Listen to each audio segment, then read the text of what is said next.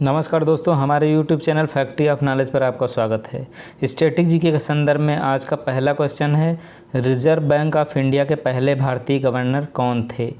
तो जो CD देशमुख जी हैं वो रिजर्व बैंक ऑफ इंडिया के पहले भारतीय गवर्नर थे।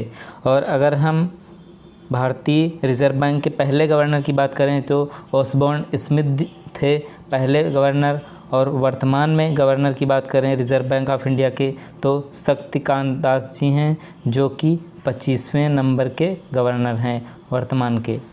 नेक्स्ट क्वेश्चन है, शिकागो किस झील के किनारे स्थित है?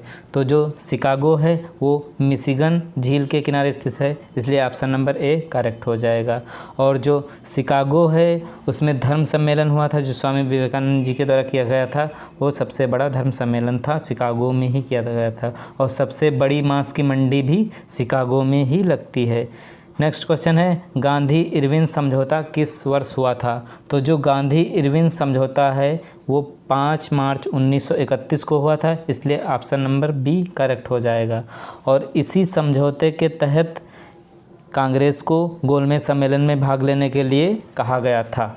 नेक्स्ट क्वेश्चन है, जल में घुलनशील विटामिन हैं, तो हम इसे ट्रिक के माध्यम से याद रखेंगे। गई भैंस पानी में, गई भैंस पानी में, भैंस मतलब BC। तो जो विटामिन बी और सी हैं वो जल में घुलनशील विटामिन हैं, और बाकी जो विटामिन बचे विटामिन A, D, E, के ये वसा में घुलनशील विटामिन हैं। नेक्स्ट क्वेश्चन है, धुआंधार जलप्रपात किस नदी पर बना है?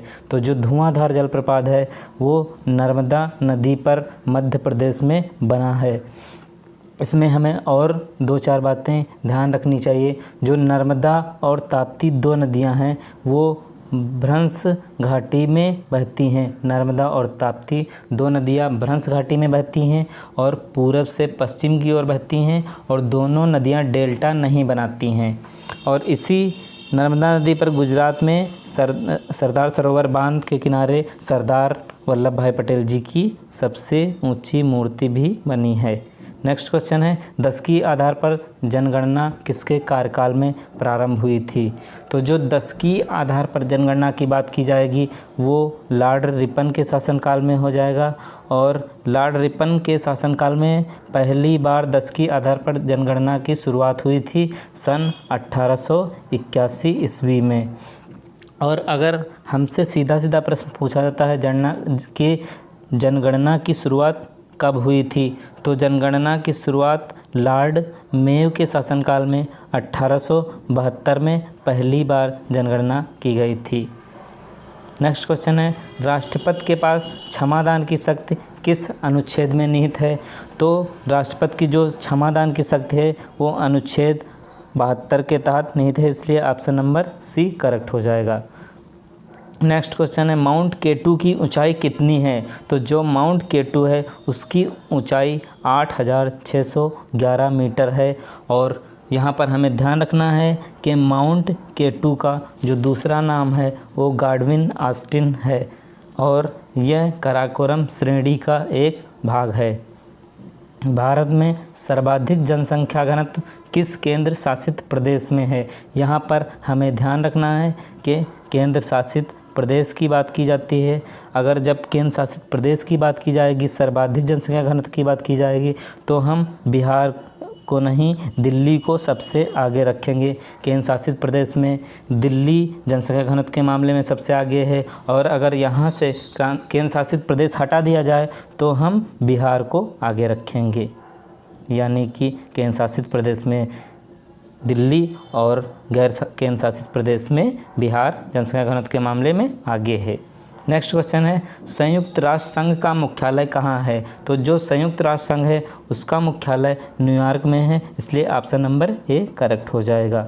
नेक्स्ट क्वेश्चन है, जनगणना किस सूची का विषय है? तो जो जनगणना है वो संघ सूची का विषय है, इसलिए ऑप्शन नंबर सी करेक्ट हो जाएगा। नेक्स्ट क्वेश्चन है, 2011 की जनगणना के अनुसार भारत में कितने राज्यों में लिंगानुपात 1000 से अधिक है? तो जो केरल राज्य है वहाँ लिंगानुपात 1000 से अधिक है, मात्र एक केरल राज्य। और अगर हमसे पूछ लिया जाए कि न्यूनतम लिंगानुपात किस राज्य का है, तो हम हरियाणा टिक करेंगे।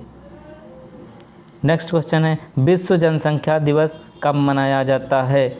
तो जो विश्व जनसंख्या दिवस है वो 11 जुलाई को मनाया जाता है, इसलिए ऑप्शन नंबर सी करेक्ट हो जाएगा। नेक्स्ट क्वेश्चन है, भारत में कितने शास्त्रीय भाषाएं हैं? तो भारत में 6 शास्त्रीय भाषाएं हैं, इसलिए ऑप्शन नंबर सी करेक्ट हो जाएगा। वो शास्त्रीय भाषाएं कौन कौन सी है, आइए देखते हैं। कन्नड़, मलयालम, संस्कृत, तमिल, तेलुगु, ओडिसी, ये 6 शास्त्रीय भाषाएं हैं। यहाँ पर ध्यान रखने वाली बात है कि जो हिंदी है हमारी वो शास्त्रीय भाषा नहीं है, हिंदी शास्त्रीय भाषा नहीं है। नेक्स्ट क्वेश्चन है, भारतीय राष्ट्रीय कांग्रेस की स्थापना कब हुई थी? तो हम सभी लोग जानते हैं भारतीय राष्ट्रीय कांग्रेस की स्थापना सन 1885 ईस्वी में A.O. ह्यूम के नेतृत्व में हुई थी। Thank you.